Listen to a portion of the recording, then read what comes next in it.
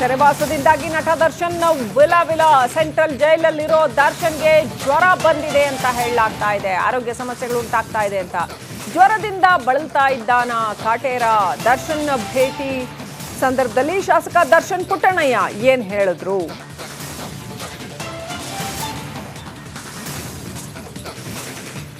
ಸೆರೆವಾಸದಲ್ಲಿರೋ ಕಾಟೇರನಿಗೆ ಜ್ವರ ಅಂತೆ. ದರ್ಶನ್ ಅವರಿಗೆ ಜ್ವರ ಇದೆ ಅಂತ ಗೊತ್ತಾಯ್ತು ಅಂತ ದರ್ಶನ್ ಪುಟ್ಟಣ್ಣಯ್ಯ ಹೇಳಿದ್ರು.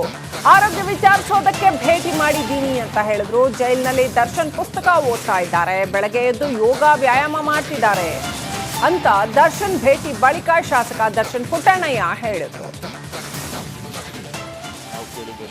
ಅವರು ಯೋಗಕ್ಷೇಮ ವಿಚಾರಿಸ್ಕೊಂಡು ಹೋಗ್ಬೇಕು ಅಂತ, ಜ್ವರ ಇದೆ ಅಂತ ಗೊತ್ತಿತ್ತು. ಪರ್ಮಿಷನ್ ಅಪ್ಲೈ ಮಾಡಿದ್ವಿ. ಅದ್ರ ಪ್ರಕಾರ ಏನು ಪರ್ಮಿಷನ್ ಕೊಡ್ತಾರೆ ಅದ್ರ ಪ್ರಕಾರ ಹೋಗಿ ಬೀಟ್ ಮಾಡ್ಕೊಂಡು ಬಂದಿದ್ವಿ ಅಷ್ಟೇ. ನಿಮ್ಮ ಜೊತೆ ಏನು ಮಾತಾಡಿದ್ರು ಸರ್? ಏನಿಲ್ಲ, ಚೆನ್ನಾಗಿದ್ದೀರಾ ಏನು ಅಂತ ಕೇಳಿದೆ, ಹೆಂಗೆ ನಡೀತಾ ಇದೆ ಏನು ಅಂತ ಕೇಳಿದ್ರು. ಸೆಷನ್ ನಡೀತಾ ಇತ್ತು, ಇದೆಲ್ಲ ಚರ್ಚೆ ಏನೇನು ನಡೀತಾ ಇದೆ ಅಂತ ಕೇಳಿದ್ರು ಅಷ್ಟೇ. ಬಿಟ್ಟರೆ ಇನ್ನೇನು ಇಲ್ಲ, ಮಾಮೂಲಿ ನಾವು ಹೆಂಗಿದ್ದೀವಿ ಅವ್ರು ಹೆಂಗಿದ್ದೀವಿ ಅಂತ ಕೇಳಿದ್ರು ಅಷ್ಟೇ. ಇಲ್ಲ, ಆ ಥರದ್ದೇನು ಚರ್ಚೆ ಇಲ್ಲ. ನಾವು ಇಲ್ಲಿ ಬಂದಿರೋದು ಅವರ ಸ್ನೇಹಿತರಾಗಿ ಅವರು ಯೋಗಕ್ಷೇಮ ವಿಚಾರಿಸ್ಕೊಂಡು ಹೋಗಿ ಬಂದ್ವಿ. ನಮ್ಮ ಮಾತುಗಳೆಲ್ಲ ಅಷ್ಟಕ್ಕೆ ಸೀಮಿತವಾಗಿತ್ತು. ಬೇರೆ ನಾವು ಕೇಳಿದ್ದಷ್ಟೇ ಊಟ ಚೆನ್ನಾಗಿದೆಯಾ, ಆರೋಗ್ಯವಾಗಿದ್ದೀರಾ, ಹೆಂಗೆ ನೀವು ಬೆಳಿಗ್ಗೆ ದಿನಚರಿ ಏನು, ಬೆಳಿಗ್ಗೆಯಿಂದ ಏನು ಸಾಯಂಕಾಲ ಏನು ಮಾಡ್ತೀರಿ, ಈ ಥರದ್ದೆಲ್ಲ ಕೇಳ್ಕೊಂಡಿದ್ದು. ಅಷ್ಟು ಬಿಟ್ಟರೆ ಪುಸ್ತಕ ಓದ್ತಿದ್ದಾರೆ. ಅವರು ಹೇಳಿದ್ರು ಸುಮಾರು ಪುಸ್ತಕಗಳು ಓದ್ತಿದ್ದೀನಿ ಅಂತ ಹೇಳಿದ್ರು. ಅದಾದ್ಮೇಲೆ ಇವರು ಪುಸ್ತಕಗಳು ತಗೊಬಂದಿದ್ರು. ಇನ್ನೊಂದು ಕೊಟ್ಟಿದ್ದಾರೆ. ಅದೇ ಬೆಳಿಗ್ಗೆ ಎಕ್ಸಸೈಸ್ ಮಾಡ್ತಾ ಇದ್ದೀನಿ, ಆ ಥರದ್ದು ಅಷ್ಟೇ. ಅಷ್ಟು ಬಿಟ್ಟರೆ ಇನ್ಯಾವುದು ಯೋಗ ಸ್ಪೆಸಿಫಿಕ್ ಆಗಿ ಕೇಳಲಿಲ್ಲ. ದರ್ಶನ್ನ ಬದಲಾಯಿಸೋದಕ್ಕೆ ದೋಸ್ತಿಗಳು ಸರ್ಕಸ್ ಮಾಡ್ತಾ ಇದ್ದಾರೆ. ದಾಸನ ಮನ ಪರಿವರ್ತನೆಗೆ ತರುಣ್ ಸುಧೀರ್ ಪುಸ್ತಕ ತಂದುಕೊಟ್ಟಿದ್ದಾರೆ.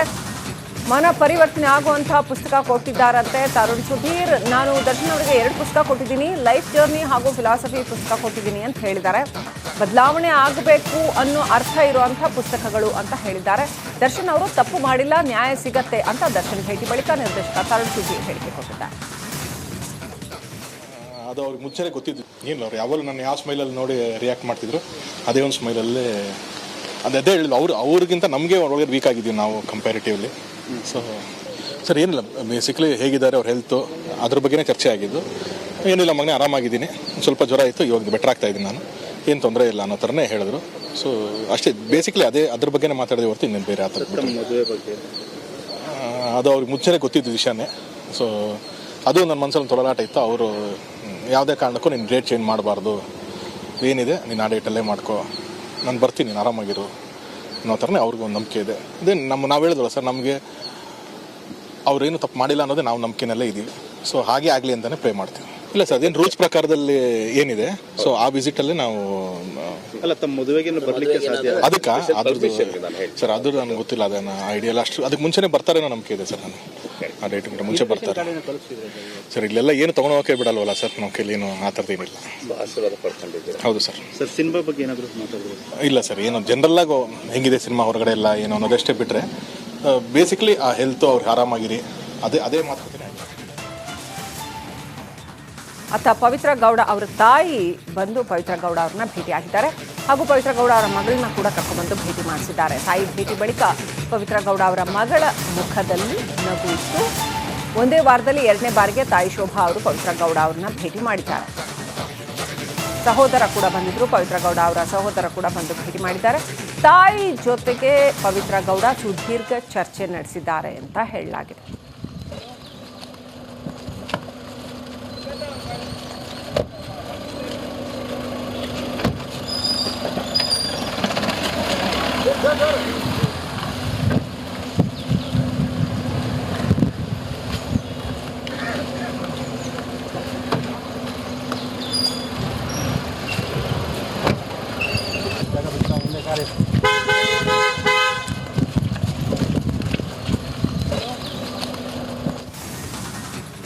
ಬ್ರೇಕಿಂಗ್ ಅಪ್ಡೇಟ್ ಬರ್ತಾ ಇದೆ. ಸದನದಲ್ಲಿ ಹಗರಣಗಳ ಗದ್ದಲ, ಕೋಲಾಹಲ ನಡೀತಾ ಇರ್ತಕ್ಕಂಥದ್ದು. ಕಾಂಗ್ರೆಸ್ ವರ್ಸಸ್ ಬಿಜೆಪಿ ಭ್ರಷ್ಟಾಚಾರ ಪಿತಾಮಹ ಯಾರು ಅನ್ನೋದರ ಕುರಿತಾಗಿ ಸಮರ ನಡೀತಾ ಇದೆ. ಭ್ರಷ್ಟಾಚಾರದ ಪಿತಾಮಹರೇ ಬಿಜೆಪಿಯವರು ಅಂತ ಕೇಸರಿ ವಿರುದ್ಧ ಸಿಎಂ ಸಿದ್ದರಾಮಯ್ಯ ವಾಗ್ಯುದ್ಧ ನಡೆಸಿದ್ದಾರೆ. ಬಿಜೆಪಿಗೆ ಹಗರಣಗಳನ್ನ ಬಿಚ್ಚಿಡ್ತಾರೆ ಅನ್ನೋ ಭಯ ಅಂತ ಹೇಳಿದ್ದಾರೆ. RSS ಏನು ಇನ್ಸ್ಟ್ರಕ್ಷನ್ ಇದೆ, ಕೇಂದ್ರ ಸರ್ಕಾರದಿಂದ ಏನು ಇನ್ಸ್ಟ್ರಕ್ಷನ್ ಇದೆ, ಇವರ ಪಕ್ಷದಿಂದ ಏನು ಇನ್ಸ್ಟ್ರಕ್ಷನ್ ಇದೆ, ಅದಕ್ಕೋಸ್ಕರವಾಗಿ ಪ್ರಚಾರಕ್ಕೋಸ್ಕರ ಮಾಡ್ತಾ ಇದ್ದಾರೆ. ಅವರು ಕೇಳಬೇಕಾಗಿ ಕರಪ್ಷನ್ ವಿರುದ್ಧ ಹೋರಾಟ ಮುಂದುವರಿತದೆ ಅಂತಕ್ಕಂಥ ಮಾತುಗಳನ್ನ ಹೇಳಿ ಇವರು ಅವರ ತಪ್ಪುಗಳನ್ನ ಮುಚ್ಚಿಕೊಳ್ಳಲಿಕ್ಕೆ ಅವ್ರ ಕಾಲದಲ್ಲಾದಂತ ಕಳ್ತನ, ಲೂಟಿ, ಭ್ರಷ್ಟಾಚಾರ ಅದನ್ನು ಮುಚ್ಚಿಕೊಳ್ಳಲಿಕ್ಕೆ ಇವತ್ತು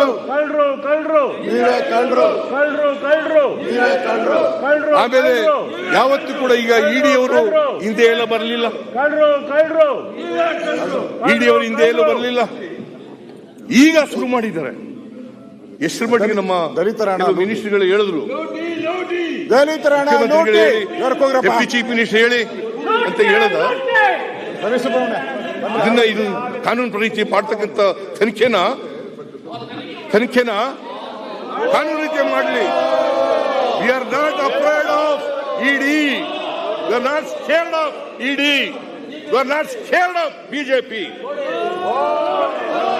we are not scared of BJP. ಮಾನ್ಯ ಅಧ್ಯಕ್ಷರೇ, ಇಷ್ಟನ್ನ ನಾನು ಲಿಖಿತವಾಗಿ ಹೇಳಿದ್ದೀನಿ, ಅವೆಲ್ಲನೂ ಕೂಡ ರೆಕಾರ್ಡ್ ಹೋಗ್ಬೇಕು ಅಂತಕ್ಕಂಥ ನಿಮ್ಮಲ್ಲಿ ಮನವಿ ಮಾಡಿ ನನ್ನ ಮಾತುಗಳನ್ನು ಮುಗಿಸ್ತೇನೆ. ಇದೇ ನನ್ನ ಉತ್ತರ. ಈಗ ಆಯ್ತು, ಏನ್ ಮಾಡೋದು ಹೇಳ್ಬಿಡ್ಲ. ಈಗ ನಾವು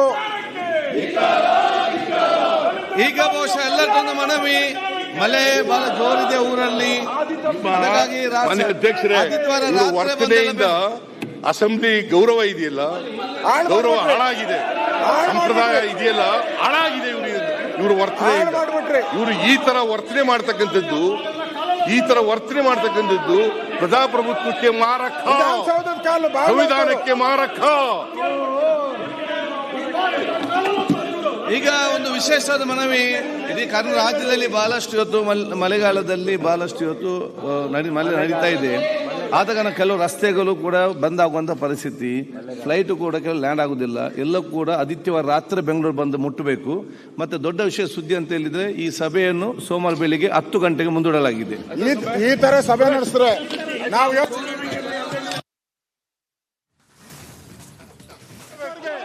ರಾಜಕೀಯ ಮಾಡಬೇಕು, ಪ್ರಚಾರ ಮಾಡಬೇಕು.